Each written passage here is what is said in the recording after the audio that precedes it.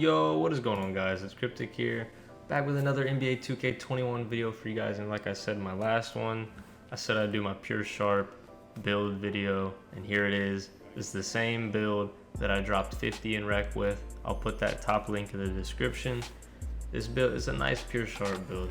Best Pure Sharp build? I don't know, but it works. I'm not gonna lie, this is the second time I'm recording this because I'm just the greatest YouTuber. I didn't mute the game sound. You know, we can't be having copyright, and I'm not trying to do a post-com on this, so here we go.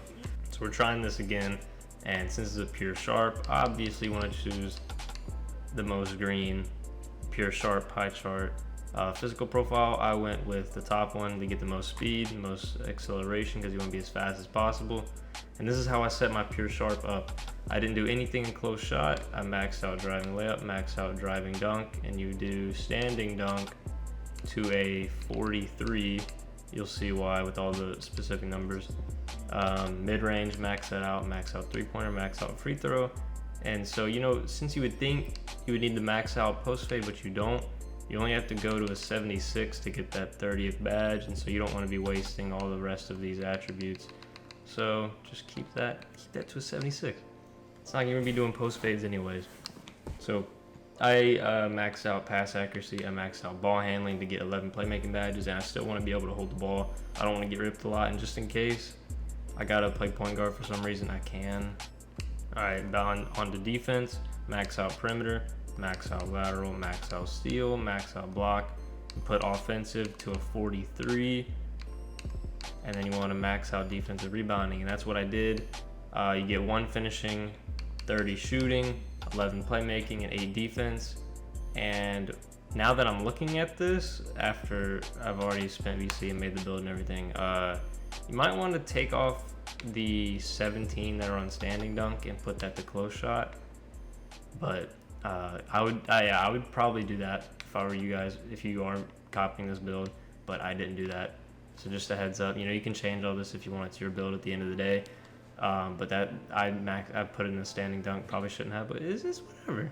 And so body shape, I went with built. You want to look as big as possible.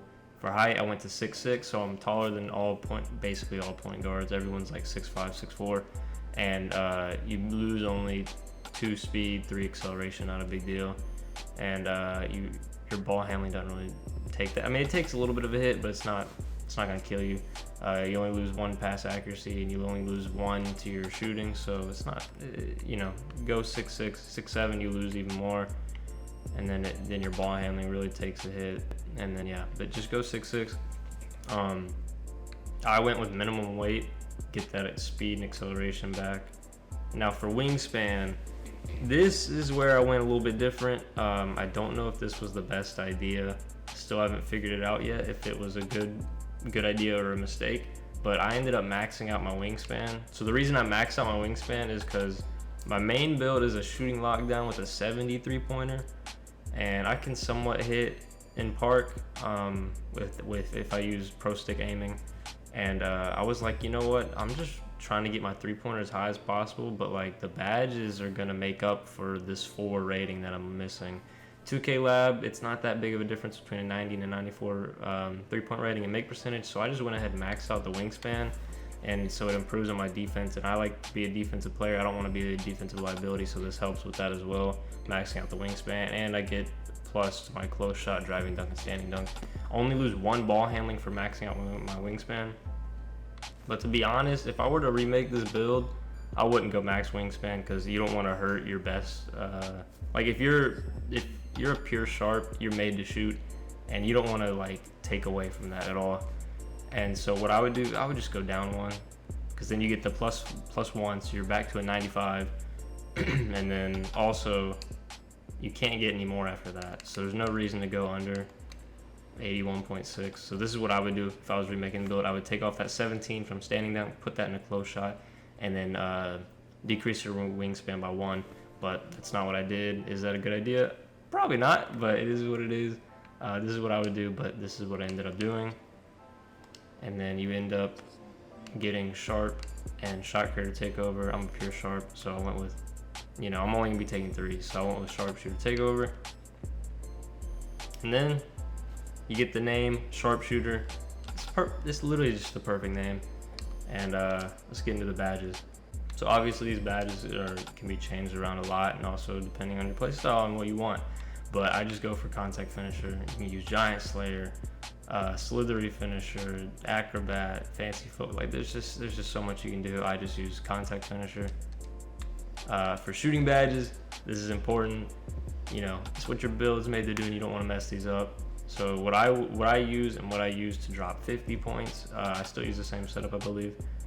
Catch and shoot Hall of Fame, corner specialist Hall of Fame, Deadeye Gold, hot zone hunter Hall of Fame, range extender Hall of Fame, green machine Hall of Fame, volume shooter Gold, and then you want flexible release Hall of Fame. And so these badges help you so much. Is this the best badge layout and badge setup? I don't know. This is just what I use, and it works for me. And so yeah, this is what I'm using. I used to use difficult shots, and when I used difficult shots, I had it Hall of Fame like this, and then I was like, you know, I don't really shoot fades anymore, and on my PURE Sharp, that is at least. And so I was like, why not just put that to flexible release, help me just shoot better. And yeah, it works a lot. I'm not bad at timing it, but 2K's meter, the meter's trash. And so flexible release helps out a lot. And this is what I'm using. Let me know what you guys are using as well for your badges, and what builds you guys are using in general in 2K21. So for playmaking badges, this obviously depends on your play style. I wish I could get Dimer, but I can't. But I made this build to where he can sort of be a secondary ball handler if he needs to. So handles for days Gold, bailout, bronze, quick first step Gold, and unpluckable Gold. And now, honestly, you could put this on like stop and go, Lob City passer, space creator, tight handles, whatever. But I ended up putting it on bailout silver just to make sure I get the bailout passes if I take a bad shot or something. Now on the defense, which is where I put like most of my attributes in to get these badges.